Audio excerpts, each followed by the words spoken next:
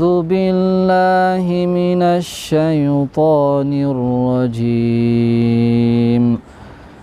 بسم الله الرحمن الرحيم الحمد لله رب العالمين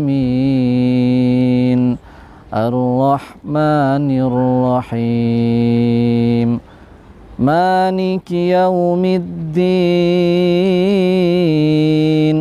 إياك نعبد وإياك نستعين اهدنا الصراط المستقيم صراط الذين أنعمت عليهم غير المغضوب عليهم ولا الضالين.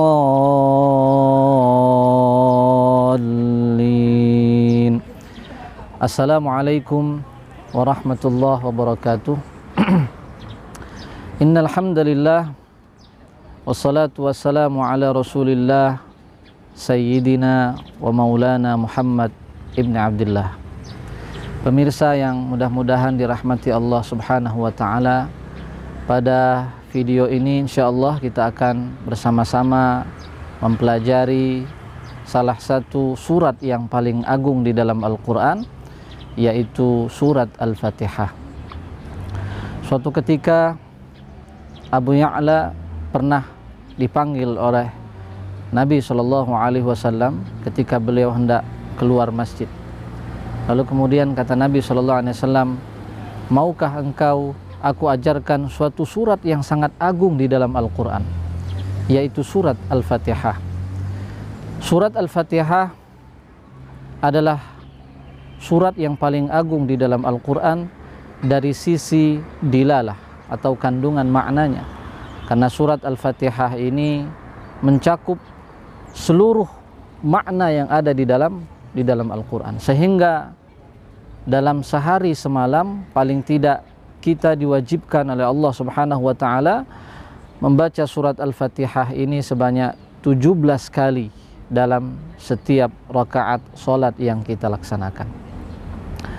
Pemirsa yang dirahmati Allah, oleh karena itu wajib bagi kita untuk mempelajari surat Al-Fatihah, berusaha untuk mengamalkannya, mentadaburinya. Mari kita sama-sama belajar surat Al-Fatihah.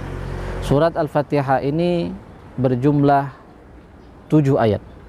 7 ayat. Maka salah satu nama dari surat Al-Fatihah disebut dengan As-Sab'ul Mathani, yaitu 7 ayat yang selalu diulang-ulang. Surat ini diawali dengan firman Allah, Bismillahirrahmanirrahim.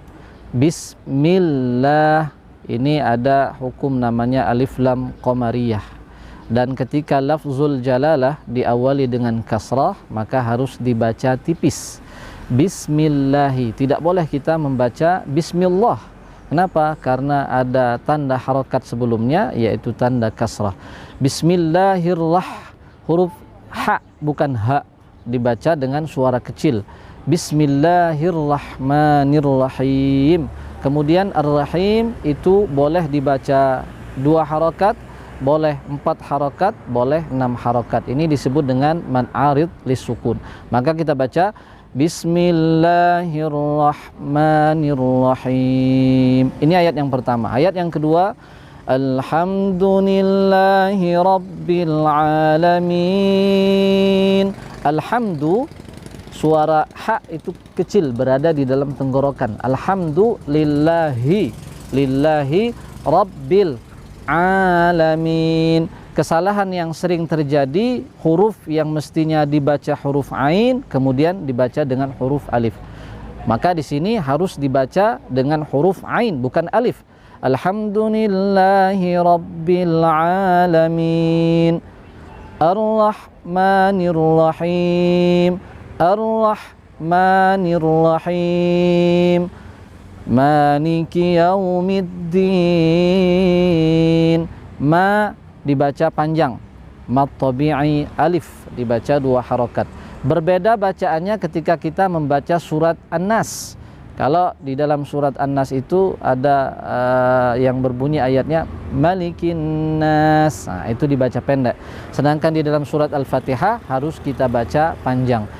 Maliki Yaumiddin. Kemudian iya, di situ ada tanda tasdid dan sering sekali terjadi bacaan yang keliru ketika bacaan tasdidnya dihilangkan. Sering dibaca Iyyaka na'budu wa iyyaka nas. Ini bacaan yang sama sekali salah. Maka harus dibaca bacaan tasdidnya harus betul-betul dibaca dengan jelas.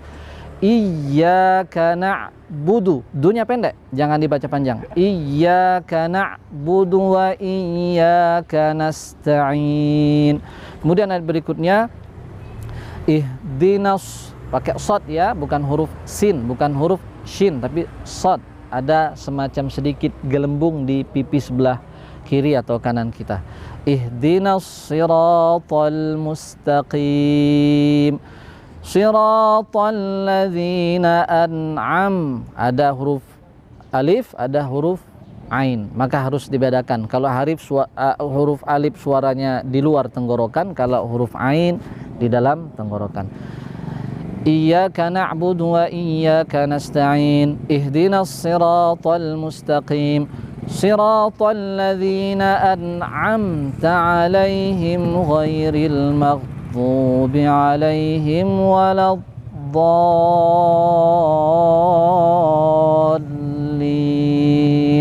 Yang terakhir ada mad wajib mutsaqal qilmi yang ketika bertemu bacaan panjang kemudian ada huruf tasdidnya, maka harus dibaca 6 harokat panjang. Kemudian ada semacam tarikan dari suara tanda tasdid.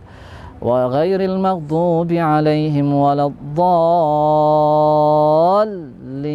Kemudian kita disunnahkan setelah membaca surat Al-Fatihah untuk membaca lafaz amin, karena amin artinya ya Allah kabulkanlah permintaan kami.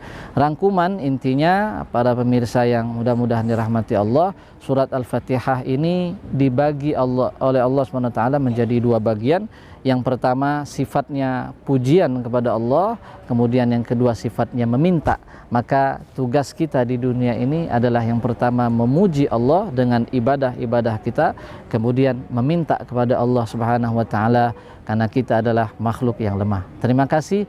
Mudah-mudahan kita semuanya mendapatkan naungan dan rahmat Allah Subhanahu wa taala. Lebih kurang kami mohon maaf kepada Allah, kami mohon ampun. Wassalamualaikum warahmatullahi wabarakatuh.